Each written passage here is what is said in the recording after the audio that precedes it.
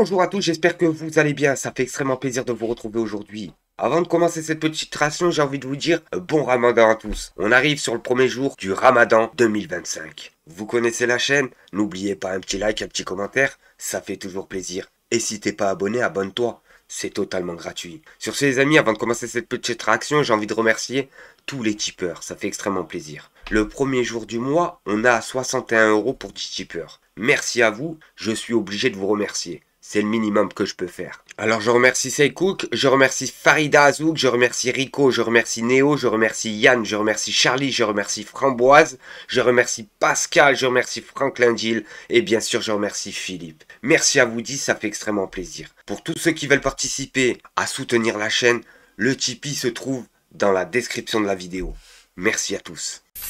Regardez sur cette première vidéo, on attrape qui la main dans le slip? Marine Tondelier bien sûr, qui nous explique que c'est irréel, mais c'est malheureusement la réalité dans laquelle on vit. Trump et Vance se comportent avec Zelensky comme des brutes à la solde de Poutine. L'Europe doit se réveiller, elle est seule. Mais elle a toujours été seule l'Europe, je dirais même la France a toujours été seule. On l'a bien vu avec la guerre qui se passe en Ukraine. Pas tous les pays européens ont participé au combat. Pas tous les pays européens ont soutenu l'Ukraine. Du coup, l'Europe ça sert à quoi les amis? Ça sert à quoi? Je vous le dis franchement, ça sert à rien du tout. Et c'est pour ça qu'il faut quitter l'Union européenne. N'oubliez pas que la France, avant de rentrer dans l'Union européenne, elle était placée 5e puissance mondiale. Là, je vous le dis, c'est la dernière de la classe, hein. C'est la dernière de la classe. Je rappelle qu'on n'a même pas 100 chars actifs. On n'a même pas 100 000 hommes aptes à se battre. De toute façon, il n'y a pas besoin d'aller voir loin pour voir que l'Europe, c'est un vrai cinéma, les amis. Mais vraiment, un cinéma. Depuis qu'on a créé l'Europe, qu'est-ce qui nous est arrivé de bien, nous, Français? Personnellement, qu'est-ce qui nous est arrivé de bien? Je vous le dis, rien du tout. À part cette fait voler, je vous le dis tout de suite, regardez la Grèce, regardez l'Italie, regardez les citoyens belges qui sont obligés de faire les courses en France, tellement l'inflation en Belge, elle commence à monter dangereusement pour eux. Alors que nous, les Français, en France, le caddie, il est à 250 €. Alors qu'il n'y a même pas 6-7 ans en arrière, il était même pas à 100 €. L'augmentation de l'électricité, l'augmentation de tout, bref, c'est un vrai cinéma. Et t'as des personnes comme ça qui arrivent encore à défendre l'Union européenne. Je suis désolé, l'Union européenne, faut la quitter, et faut la quitter au plus vite. Bref, on regarde la vidéo et on fait une petite réaction. Beaucoup de construction de notre pays, beaucoup de questions là, et si on commençait dès le début, reprenons au début. Depuis le début de la guerre, tout le monde a des problèmes, même vous.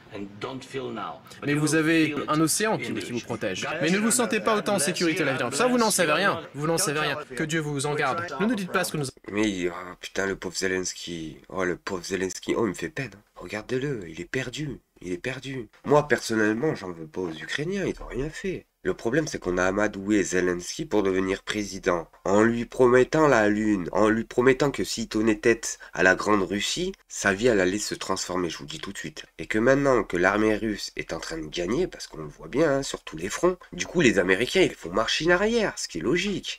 Ils vont pas perdre des plumes, on les connaît très bien comment ils marchent. Ils nous ont fait la même en 45. Les Américains, s'ils sont pas sûrs de gagner une guerre, ils ramèneront pas leurs troupes au sol. Allons faire. Nous essayons de résoudre un problème. Ne nous dites pas comment nous allons nous sentir. Vous n'êtes pas à même de nous dire comment nous allons nous sentir.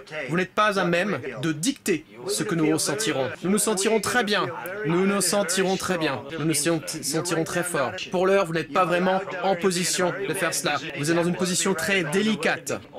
Vous n'êtes pas dans la bonne position. Ah, je suis désolé, même si Trump, je l'aime pas, il dit la vérité là, sur ce coup-là. Il est pas dans la bonne position, et la position, il est pas en position d'attaque. Il est en position de défense, et ça depuis le début, les amis. Son pays est en train de se faire éteindre, et ça, ils le savent très bien tous les deux. Et c'est ça qu'il lui explique, c'est qu'il est pas en position de gagnant pour pouvoir poser ses conditions.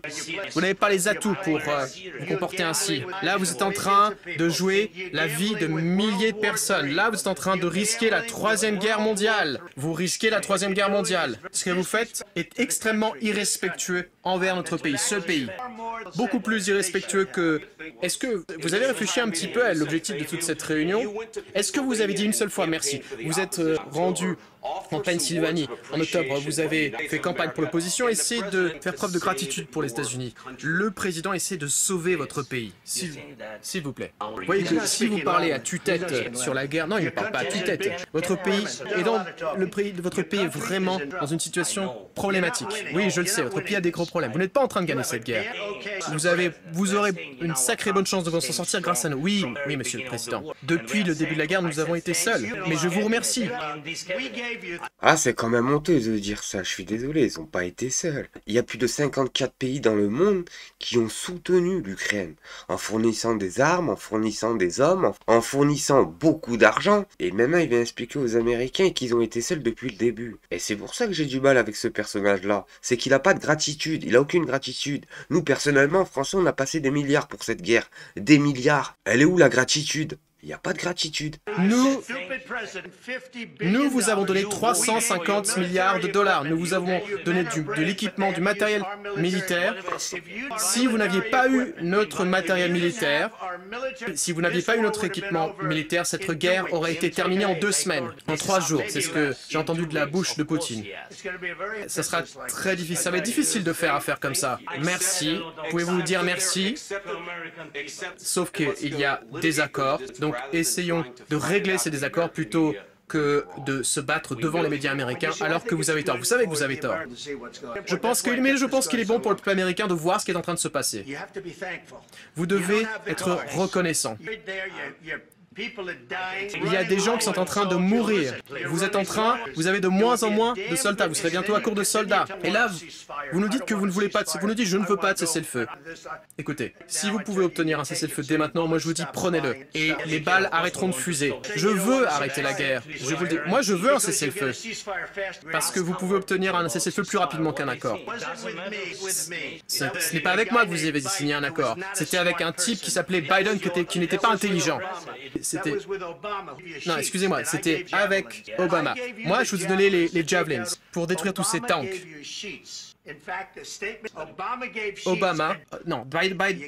Biden vous a donné les Javelins. Il faut faire preuve de plus de reconnaissance, parce que je vous le dis, vous n'avez pas les atouts dans votre jeu. Avec nous, vous les avez, mais sans nous, vous ne les avez pas. Oui, ça va être difficile de passer un accord. Va falloir changer d'attitude. Ah, c'est fou les amis, hein, c'est vraiment fou, c'est un sketch. Le problème c'est quoi les amis? C'est que Zelensky a fait confiance à l'Europe pour les protéger. Mais ils sont où maintenant l'Europe pour les protéger? Il n'y a plus personne. Pourquoi il n'y a plus personne? Parce qu'il y a un nouveau roi dans le royaume. Et le nouveau roi il est là.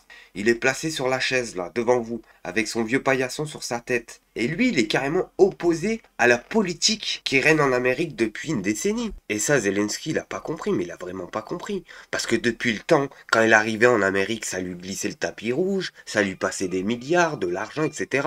Mais maintenant, c'est fini. Vous avez vu comme il lui répond? Il lui répond comme si c'était rien. Parce qu'il sait rien, Zelensky, je le rappelle. Hein. Zelensky est un acteur. Il n'est pas fait pour faire une guerre. Et encore moins une guerre avec l'un des pays les plus puissants au monde.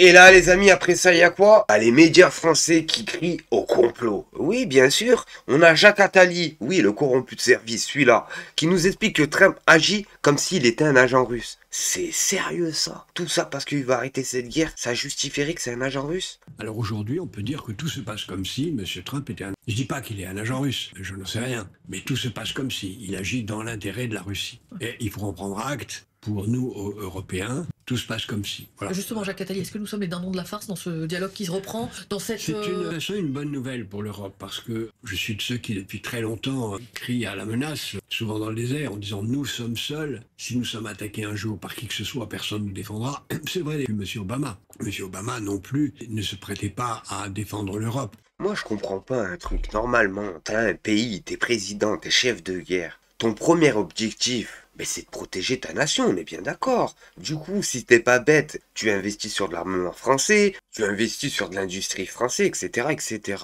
Qu'est-ce qu'ils font ces clowns depuis une décennie? Ils s'accrochent aux Américains, ils achètent aux Américains au lieu d'investir, et maintenant ils sont pas bien. Mais c'est pas comme ça que ça marche les amis. Moi je comprends pas, ils ont fait l'école où? Et sur cette vidéo, Mathilde Panot, députée de la France Insoumise, va défendre Rima Hassan en expliquant qu'il est hors de question de déchoir Rima Hassan de sa nationalité. À qui vous apportez votre soutien inconditionnel et gare à ceux qui n'en feraient pas de même. Ainsi, le footballeur Karim Benzema serait un dangereux extrémiste en lien avec les frères musulmans, pour citer Monsieur Darmanin. Fait gravissime, on parle de le déchoir de sa nationalité. Auteur, un tweet de soutien aux femmes et enfants de Gaza sous les bombes. S'il vous plaît, mes chers collègues, un peu de silence. La France de Darmanin est devenue le pays où le seul crime de Benzema est de s'appeler Karim. Madame la Première ministre, rendez-vous compte, il n'y a qu'en France où la solidarité avec un peuple bombardé depuis 14 jours est criminalisée. Voilà à qui... On va parler de Jean-Luc Mélenchon, qui nous explique que ça suffit. Un silence complice face à des menaces de mort contre toutes les députés de la France Insoumise, c'est inacceptable. 2 poids 2 mesures. Soutien total à Erlis Assoudé et Éric Coquerel, de tous les députés de la France Insoumise. Honte à ce gouvernement. Je vais vous parler aujourd'hui de l'ambiance pourrie qui règne en France ces temps-ci dans les sphères du pouvoir et des médias.